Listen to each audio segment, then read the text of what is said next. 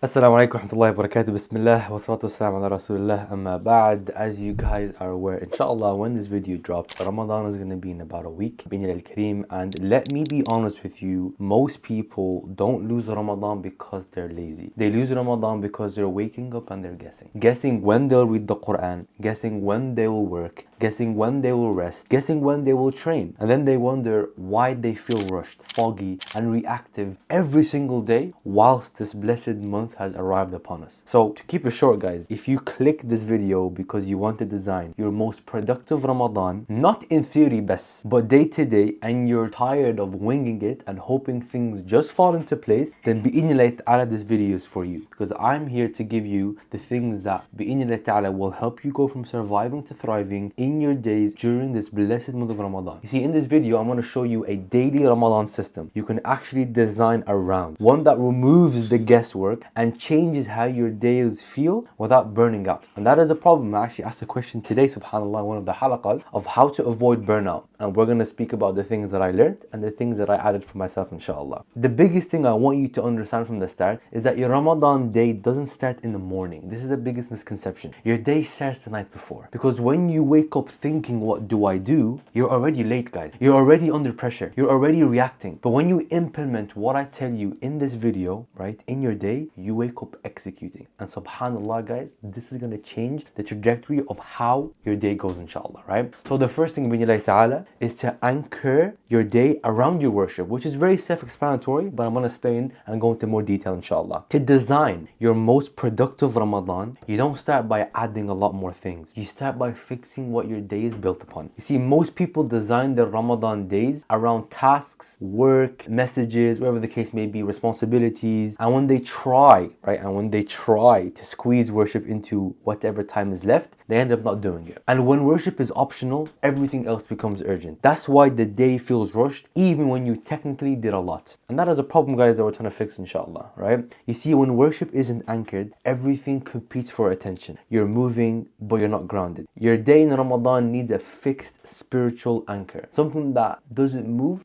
doesn't negotiate, and doesn't depend on how motivated you feel. You see, once that anchor is in place, every single thing, right, gets arranged around it, instead of fighting for space. And that is the problem, guys, is that we're fighting against what is supposed to be already done, subhanallah, right? And that's what I'm going to tell you guys in this video, inshallah. Now, here's the main thing. Even when people understand this, most of them struggle to execute it consistently. So let me make this practically and very, very easy for you guys to understand, inshallah ta'ala, and for you to get grasp of the point that I'm trying to make, inshallah. Before the day even begins, decide what successful worship looks like for you. Not vague intentions like I'll read the Quran, or I'll try to do this, or this is what I want to do, but clear intentional targets. How much Quran are you actually committing to with present or being in the moment? Which prayers are non-negotiables in the masjid? When would dua and dhikr fit naturally in your day, right? The more specific you get, the more easier you do, right? And the things that will help you with this is writing it down. You see, once worship is defined, it stops being optional, guys. You're no longer hoping you'll get to it. You're building the day around it. And if you don't define your worship goals, and whatever the case may be, your day will define them for you. And that is the last thing that you want, right? Even if worship is anchored properly, most people still wake up scattered. And that's because the real design mistake, rather, it's when they start the day in the first place. Which leads me to my second point, inshallah, which is the importance of front-loading your tasks this Ramadan, right? My dear respected brothers and sisters, if you're watching this, you need to understand that your Ramadan day does not start in the morning. Most people end their days tired, bloated, and unstructured. That is the reality of how we live our life. They scroll, they drift, they say tomorrow I will try, and then they sleep without clarity. So when they wake up, they're already reacting, thinking, what should I do first? Negotiating with themselves. And by the time they've decided, the day already feels heavy. That is the biggest karitha. That is the biggest problem that a lot of us suffer from, subhanAllah. You see, on the opposite, front loading is the complete antithesis or the opposite of what I just said. It means you make the important decisions before you sleep. sleep, you decide where your worship goes. You decide what actually matters tomorrow. So when you wake up, you're not thinking, you're executing. You're not going through that cognitive thinking of understanding or looking at what you're going to do. Like, it's already there and you're just there to execute. SubhanAllah, one of my students in the DMA Academy, Abdul Razzaq, wasn't front loading whatsoever. He was actually harming his mornings. He would go to sleep when he wanted and he would wake up feeling groggy, tired and completely powerless. So I sat with him on a call and I made him pick a time for sleeping, right? A specific time for him to sleep and waking up. And then I also made him start planning his day by journaling the night before. And subhanallah ya jama'ah, this has helped him so much in all aspects of his life, from academically excelling to spiritually aligning and to physically resonating with everything that he does. That is the power of front loading, guys, right? And this is the difference between Ramadan feeling calm and Ramadan feeling chaotic. Not because you're doing less, but because nothing is fighting for attention. SubhanAllah, guys, this is such a small benefit that can change the way this whole Ramadan goes, right? When the day is decided in advance, the heart is lighter in the morning. And that's how I like to see it. Your heart is at ease. Your mind is at tranquility, right? So here's how you can front load your Ramadan as the day goes on. Before you sleep, write down 3 things. Write down 3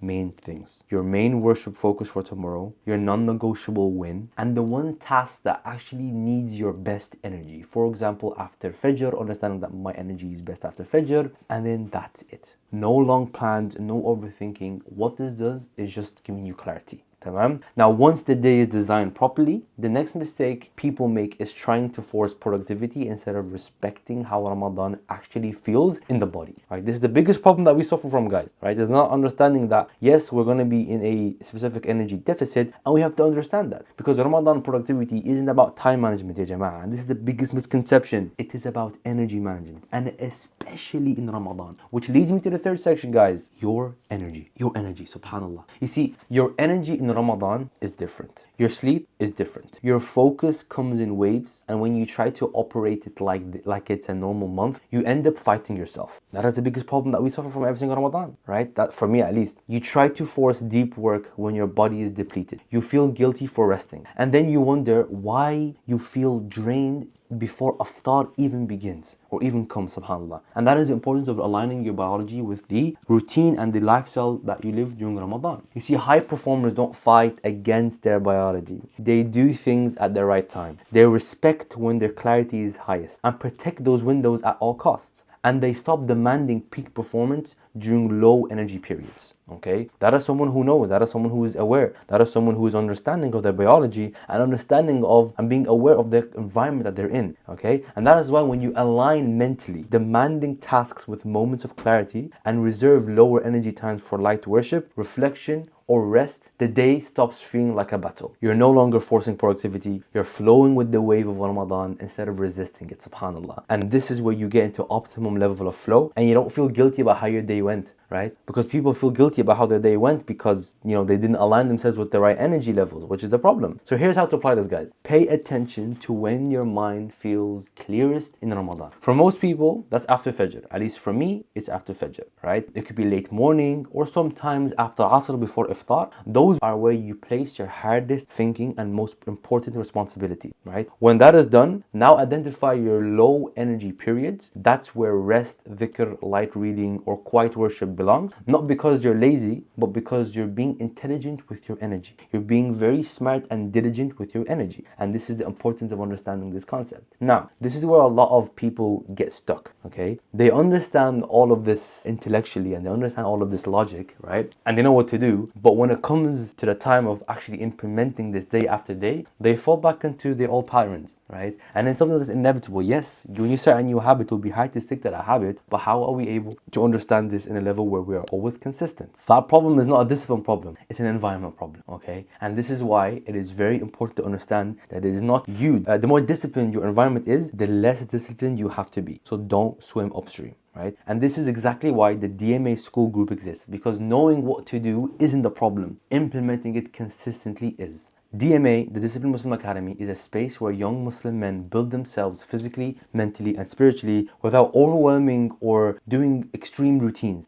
You're given a clear daily framework rooted in Islam, so you're not guessing, restarting, or relying on motivation. Inside, you get the Discipline System Journal, a physical journal, guys, right? Designed to fix a lack of structure, overthinking, and weak habits, and most importantly, inconsistency. You're surrounded by tight brotherhood of like-minded brothers with 3 weekly calls and real accountability. Tamam? If you want structure that actually sticks, the DMA school group is there. Link is in the description. Now, even with the right energy alignment and the right environment, consistency still falls apart if your days don't have a clear definition of success. Because if everything feels important, nothing actually feels like it's getting done, and nothing eventually gets done. That's why section 4 speaks about the non-negotiables, right? This is so important and you guys need to pay attention to this. Non-negotiables is the act of discipline becoming simple. You see, every day in Ramadan needs a small set of non-negotiables, not a long list, not unrealistic goals, just a few actions that define a successful day, no matter what happens, right? So for example, that could be one spiritual win, that could be one mental win, that could be one physical win, and that's it. Very simple, to the point. You identify the wins, you identify the goals, and now you're executing. When you wake up knowing what must happen, the day stops feeling overwhelming. You're no longer chasing productivity, you're executing with wuduh, with clarity. Even on low energy days, even when things don't go perfectly, you still win the day because the essentials were being protected. And that is the importance of adhering to non-negotiables, that no matter what happens in the day, you sticking to this thing will allow you to what? To deem it as a successful day. And this is how you stop the cycle of restarting. You're not relying on motivation, you're purely relying on structure, guys, right? So with that said, decide your 3 non-negotiables before the day starts. One spiritual action that deepens your connection with Allah is number 1. One mental action that sharpens your mind or clarity, tamam? And one physical action, even if it's something so light, that keeps your body moving, because as they say, fil haraka yujad ladayhi baraka, that with action there is barakah, right? So that's very important. The day does not end until these are done, and that is an important rule that you have to build with yourself. Everything else is optional. When your non-negotiables are clear, guilt disappears and momentum starts to build with full natural flow. And that leads me to section 5, quantity versus quality. Now there's one mistake that quietly ruins Ramadan for a lot of people, right? And it sounds noble on the surface. They chase quantity, more pages, more rak'ah, more check marks, and they assume that doing more automatically means becoming better. That is at least one of my problems that I had in the last Ramadan, is that the more I done, I thought I was getting more done. But to keep it very, very realistic, guys, Ramadan was never about how much you do. It's about how deeply it enters in you, right? One focused page of Quran, right, with presence outweighs multiple pages read while distracted, right? As the Prophet ﷺ says in the hadith, man sama Ramadan iman wa ihtisaba ghufira lahu ma taqaddama min dammih. Whoever fasts Ramadan with iman, right, and accounting himself, Allah subhanahu wa ta'ala will forgive all of his sins. You have to be in the moment, right? Another example could be one salah prayed with khushu' is heavier than rushing through prayer just to say that you completed it, right? Depth is what transforms the heart. Volume without presence, it only exhausts the body. And that is a problem that we go through, subhanAllah. When you understand this concept, the pressure lifts. You stop competing with imaginary standards and you stop feeling behind, right? And rather, with that said, you start showing up fully for the worship you're actually doing. And this right here is where the real change that me and you are seeking. This is where the real change happens, when you actually look at quality and not quantity, right? Looking at how many, what can I do tadabbur from in the ayat of the Quran? How many khatam can I do with tadabbur, with understanding and with resonating with the words of Allah subhanahu wa ta'ala, right? So when you combine anchored worship,